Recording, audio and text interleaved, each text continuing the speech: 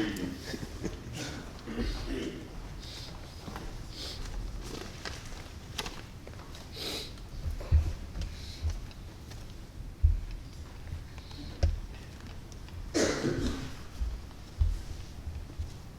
Faith over division.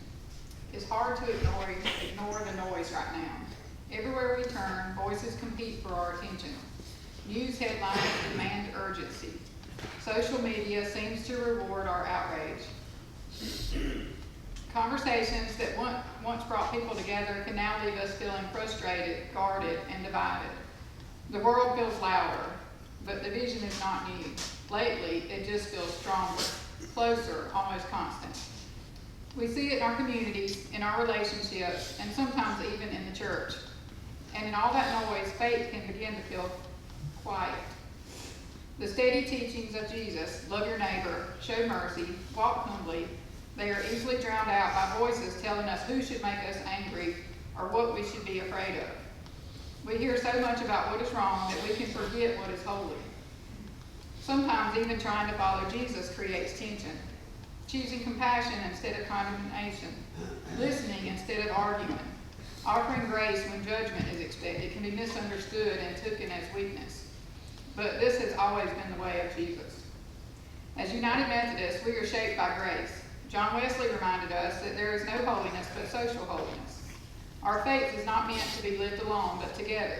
We believe every person carries a sacred worth. We believe love and justice belong together. And we believe Christ calls us to love our neighbors, even when we disagree. If division is loud, then our faith must be intentional. So we choose to listen before speaking. We choose words that build instead of tear down. We choose kindness, presence, and compassion. These choices may seem small, but together they become a quiet witness. A reminder that Christian faith is not defined by anger or fear, but by love lived out consistently and courageously. The world has always been loud. The early followers of Jesus lived among conflict and uncertainty, yet their faith endured. Not because they shouted louder, but because they loved deeper. Today the choice is ours. In a world eager for outrage, may we be known for grace.